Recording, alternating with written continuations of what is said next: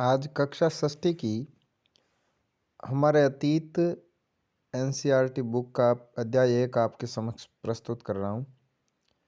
NCERT की किताबें जो कक्षा षष्ठी में पढ़ने वाले भैया बहन हैं, स्टूडेंट्स हैं, उनके लिए उनकी तैयारी के लिए तो उपयोगी हैं ही, साथ में किसी भी कंपटीशन एग्ज़ाम जो कि केंद्रीय स्तर का है, जैसे एसएससी या फिर यूपीएससी की तैयारी करने वाले स्टूडेंट के लिए ये बहुत ही महत्वपूर्ण और जो शुरुआती कंसेप्ट है वो एनसीईआरटी है।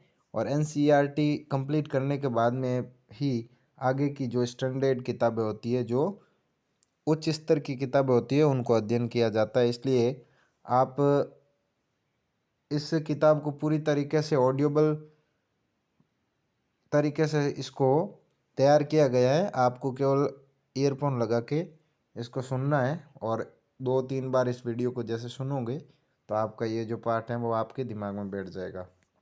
तो आज अपन पढ़ेंगे क्या, कब, कहाँ और कैसे। अध्याय 1 हमारे अतीत कक्षा षष्ठी की पुस्तक है ये। रसीदा का सवाल। रसीदा का सवाल है। रसीदा बैठी अखबार पढ़ रही थी। अचानक उसकी निगाह एक सुर्खी पर पड़ी। 100 साल पहले वह सोचने लगी कि यह कोई कैसे जान सकता है कि इतने वर्षों पहले क्या हुआ था। कैसे पता लगाएं? यह जानने के लिए कि कल क्या हुआ था, तुम रेडियो सुन सकते हो। टेलीविज़न देख सकते हो या फिर अखबार पढ़ सकते हो। साथ में यह जानने के लिए कि पिछले साल क्या हुआ था, तुम किसी ऐसे व्यक्ति से बात कर सकते हो जिसे उस समय की स्मृति हो। लेकिन बहुत पहले क्या हुआ था यह कैसे जाना जा सकता है?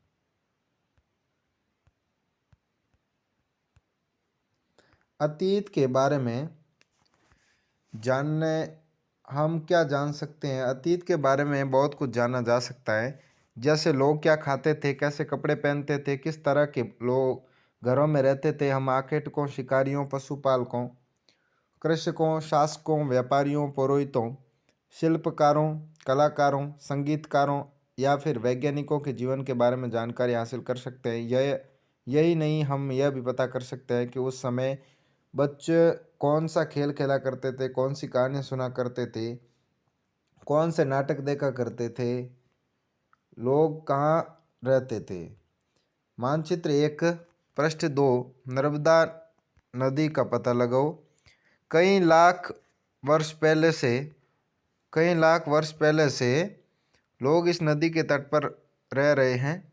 यहाँ रहने वाले आरंभिक लोगों में से कुछ कुशल संग्राहक थे जो आसपास के जंगलों की संपदा से परिचित थे। अपने भोजन के लिए वे जड़ों, फलों तथा जल के अन्य उत्पादों का यहीं से संग्रह किया करते थे। वे जानवर, आखेट, शिकार भी करते थे। अब तुम उत्तर पश्चिम की सुलामान और किरथर पहाड़ियों का पता लगाओ। इसी क्षेत्र में कुछ ऐसे स्थान हैं जहाँ लगभग 8000 वर्ष पूर्व स्त्री पुरुषों ने सबसे पहले गेहूं तथा जौ जैसी फसलों को उपजाना आरंभ किया। उन्होंने भेड़, बकरी और गाय, बैल जैसे पशुओं को पालतू बनाना शुरू किया। ये लोग गांवों में रहते थे। उत्तर पूर्व के गौरव तथा मध्य भारत के विंध्य पहाड़ियों का पता लगाओ। ये कुछ अन्य ऐसे क्षेत्र थे यहाँ कृषि का विकास हुआ। जहाँ सबसे पहले चावल उगाया गया वे स्थान विंध्य के उत्तर में स्थित थे। जहाँ सबसे पहले चावल उगाया गया वे स्थान विंध्य के उत्तर में स्थित थे। ये मानचित्र है, इस मानचित्र में आप देख सकते हैं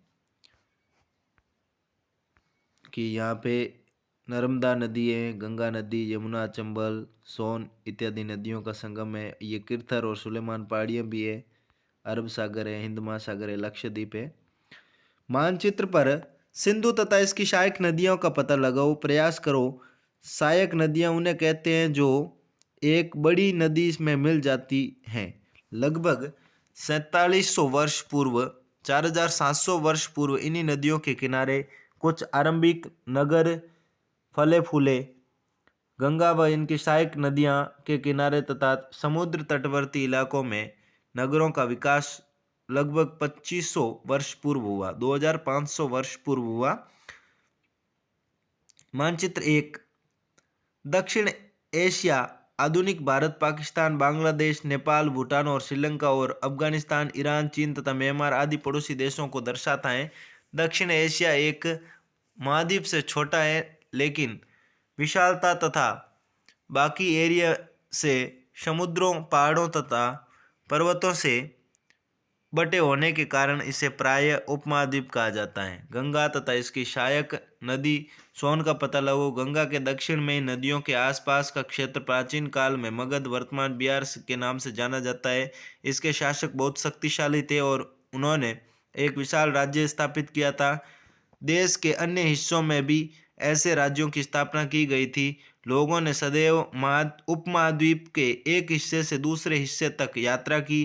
कभी कभी हिमालय जैसे पर्वतों, पहाड़ियों, रेगिस्तानों, नदियों तथा समुद्र के कारण यात्रा जोखिम भरी भी होती थी, फिर भी ये यात्राएं उनके लिए असंभव नहीं थी। अतः कभी लोग काम की तलाश में तो कभी प्राकृतिक आपदाओं के कारण एक स्थान से दूसरे स्थान जाया करते थे।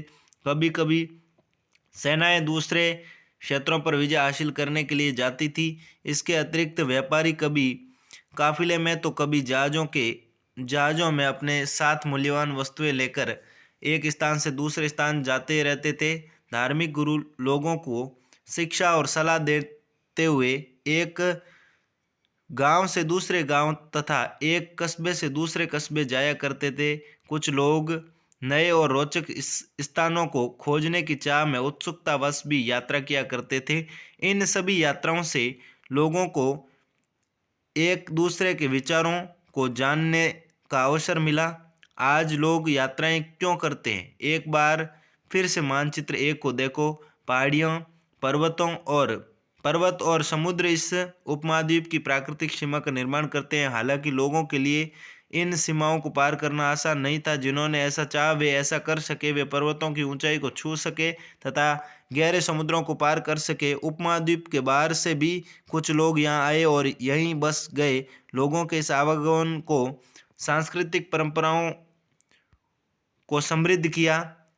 कई सौ वर्ष से लोग पत्थर को तराशने, संगीत रचने और यहाँ तक कि भोजन बनाने में नए तरीकों के बारे में एक दूसरे के विचारों को अपनाते रहे। देश के नाम अपने देश के लिए हम प्राय इंडिया तथा भारत जैसे नामों का प्रयोग करते हैं। इंडिया शब्द इंडस से निकला है, जिससे संस्कृत में सिंधु कहा जाता है। अपने एटलस में ईरान और यूनान का पता लगाओ। लगभग 2500 वर्ष पूर्व उत्तर पश्चिम की ओर से आने वाली ईरानियों और यूनानियों ने सिंधु को इंदोज अथवा इंदोज और इस नदी के पूर्व में स्थित भूमि प्रदेश को इंडिया का। भारत नाम का प्रयोग उत्तर पश्चिम में रहने वाले लोगों के एक समूह के लिए किया जाता था। इस समूह का उल्लेख संस्कृत की आरंभिक लगभग 3500 वर्ष पुरानी कृति ऋग्वेद में भी मिलता है। बाद में इसका प्रयोग देश के लिए होने लगा। ताड़पत्रों से बनी पांडुलिपि का एक पृष्ठ। यह पांडुलिपि लगभग 1000 वर्ष पहले लिखी गई थी। किताब बनाने के लिए ताड़ के पत्तों को काटकर उसके अलग अलग हिस्सों को एक साथ बांध दिया जाता था। भुर्ज पेड़ की छाल से बने ऐसी ही एक पांडुलिपि को तुम कहाँ देख सकते हो? अतीत की जानकारी हम कई तरह से प्राप्त कर सकते हैं। इनमें से एक तरीका अतीत को में लिखी गई किताबों को ढूंढना और पढ़ना है। ये पुस्तकें हाथ से लिखी होने के कारण पांडुलिपि कही जाती हैं।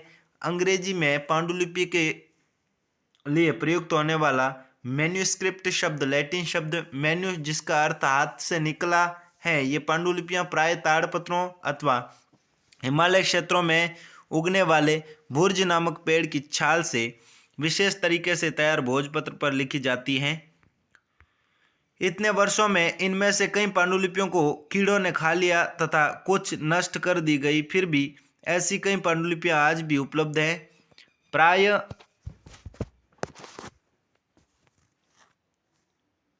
ये पांडुलिपियां मंदिरों और विहारों में प्राप्त होती हैं। इन पुस्तकों में धार्मिक मान्यताओं एवं व्यवहार, राजाओं के जीवन, औषधियों तथा विज्ञान आदि सभी प्रकार के विषयों की चर्चा मिलती है। इसके अतिरिक्त हमारे यहाँ महाकाव्य, कविताएं तथा नाटक भी है। इनमें से कई संस्कृत में लिखे हुए मिलते हैं, जबकि अन्य प्राकृतिक और तमिल में है। प्राकृत भाषा का प्रयोग आम लोग करते थे। हम अभिलेखों का भी अध्ययन कर सकते हैं। ऐसे लेख पत्थर अथवा धातु जैसे अपेक्षाकृत कठोर सतहों पर उत्कीर्ण किए गए थे कए किए मिलते हैं। कभी कभी शासक अथवा अन्य लोग अपने आदेशों को इस तरह उत्कीर्ण करवाते थे ताकि लोग उन्हें देख सके, पढ़ सके तथा उनका पालन कर सके। कुछ अन्य प्रकार के अभिलेख भी मिलते हैं जिनमें राजाओं तथा रानियों सहित अन्य सभी पुरुषों ने भी अपने कार्यों के विवरण उत्कीर्ण करवाए।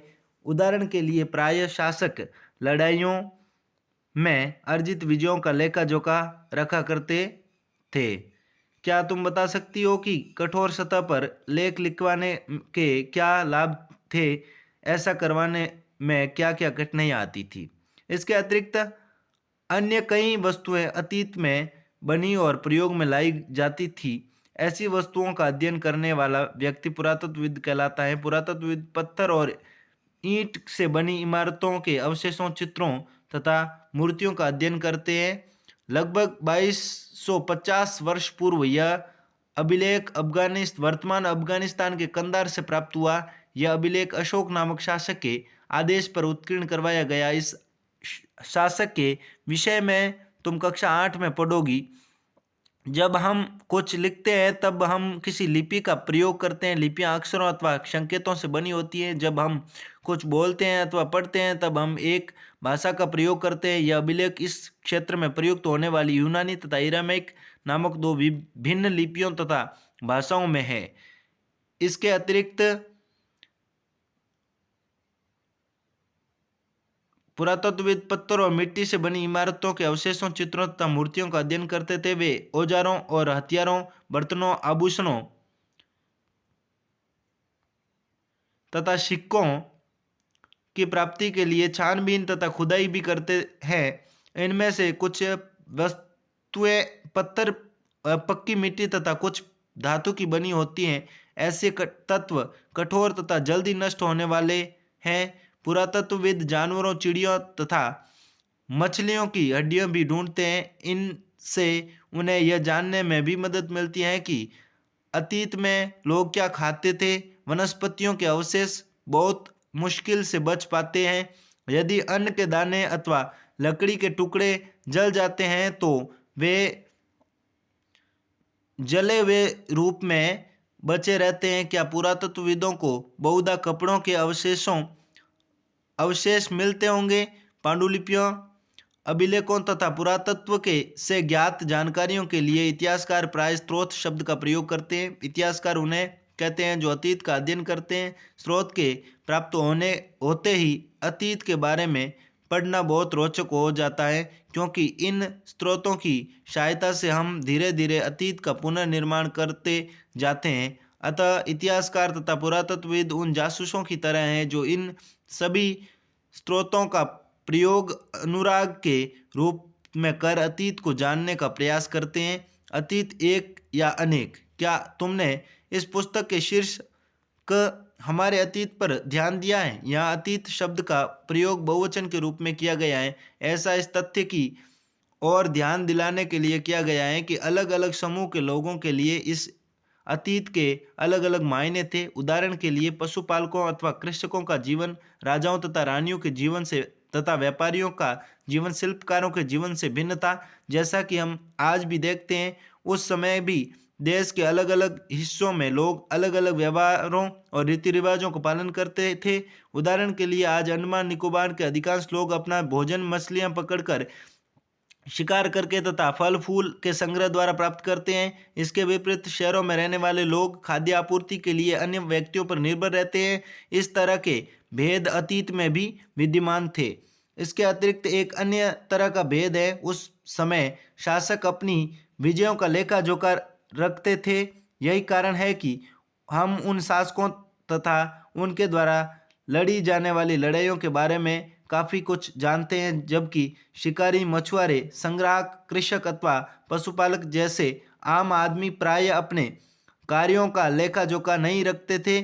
पुरातत्व की सहायता से हमें उनके जीवन को जानने में मदद मिली। हालांकि अभी भी इनके बारे में बहुत कुछ जानना शेष है। तिथियों का मतलब, अगर कोई तिथि के विषय में पूछे तो तुम शायद उन 3 दिन तारीख, उस दिन की तारीख, माह, वर्ष जैसे कि 2000 या इसी तरह का कोई और वर्ष बताओगी। वर्ष की यह गणना ईसाई धर्म प्रवर्तक ईसा मसीह के जन्म की तिथि से की जाती है। अतः 2000 वर्ष कहने का तात्पर्य ईसा मसीह के जन्म में 2000 वर्ष के बाद से है। ईसा मसीह के जन्म के पूर्व की सभी तिथियां ईसा पूर्व से पहले के रूप में मानी जाती हैं। इस पुस्तक में हम 2000 को अपना आरंभिक बिंदु मानते हुए वर्तमान से पूर्व की तिथियों का उल्लेख करेंगे। अंग्रेजी में बीसी, हिंदी में ईसा पूर्व का बिफोर क्राइस्ट ईसा पूर्व होता है। कभी कभी तुम तिथियों से पहले एडी, हिंदी में ईस्वी लिखा पाती हो। यह एनो डोमिनी नामक 2 लैटिन शब्दों से बना है तथा इसका तात्पर्य है ईसा मसीह के जन्म के वर्ष से है। कभी कभी एडी की जगह सीई तथा बीसी की जगह बीसीई का प्रयोग होता है।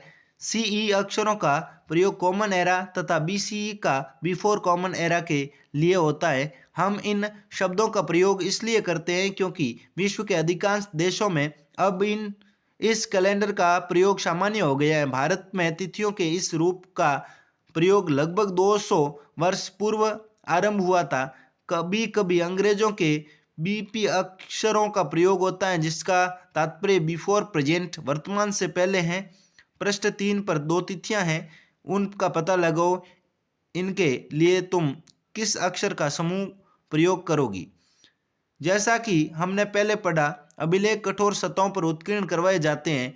इनमें से कई अभिलेख कई 100 वर्ष पूर्व लिखे गए थे। सभी अभिलेखों में लिपियों और भाषाओं का प्रयोग हुआ है। समय के साथ साथ अभिलेखों में प्रयुक्त भाषाओं तथा लिपियों में बहुत बदलाव आ चुका है। विद्वान यह कैसे जान पाते हैं कि क्या लिखा था? इसका पता अज्ञात लिपि का अर्थ निकालने की एक प्रक्रिया द्वारा किया जा सकता है। इस प्रकार में अज्ञात लिपि को जानने की एक प्रसिद्ध कहानी उत्तरी अफ्रीकी देश के मिस्र से मिलती है। लगभग 5000 वर्ष पूर्व यह राजा रानी रहते थे। मिस्र के उत्तरी तट पर रोशेंटा नाम का एक कस्बा है। यहाँ से एक ऐसा उत्कीर्णित पत्र मिला जिस पर एक ही लेख 3 भिन्न भिन्न भाषाओं तथा लिपियों, यूनानी तथा मिस्री लिपि के 2 प्रकारों में है। कुछ विद्वान यूनानी भाषा पढ़ सकते थे। उन्होंने बताया कि यह राजाओं तथा रानियों के नाम एक छोटे से फ्रेम में दिखाए गए हैं। इसे कारतूस कहा जाता है। इसके बाद विद्वानों ने यूनानी तथा मिस्री संकेतों को अलग बगल रखते हुए मिस्री अक्षरों की समानार्थक ध्वनियों की पहचान की। जैसा कि तुम देख सकते हो, यहाँ एल अक्षर के लिए शेर तथा ए अक्षर के लिए चिड़िया के चित्र बने हुए। एक बार जब उन्होंने यह जान लिया कि विभिन्न अक्षर किन के लिए प्रयुक्त हुए हैं तो वे आसानी से अन्य अभिलेखों को भी पढ़ सके। उपयोगी शब्द: यात्रा, पांडुलिपि, अभिलेख, पुरातत्व, इतिहासकार, स्रोत, अज्ञात लिपि का अर्थ निकालना। कुछ महत्वपूर्ण तिथियां: कृषि का आरंभ 8000 वर्ष पूर्व हुआ। सिंधु सभ्यता के प्रथम नगर 4700 वर्ष पूर्व। गंगा घाटी के नगर मगध का बड़ा राज्य 2500 वर्ष पूर्व। वर्तमान लगभग 2000 वर्ष पूर्व। तो ये पहला अध्याय समाप्त होता है। जल्दी मिलेंगे लेटेस्ट वीडियो के साथ। तब तक के लिए आपको धन्यवाद। जय हिंद। और हमारे चैनल को लाइक एंड सब्सक्राइब करें अगर आपकी तैयारी में इस वीडियो ने सार्थक भूमिका अदा की है तो।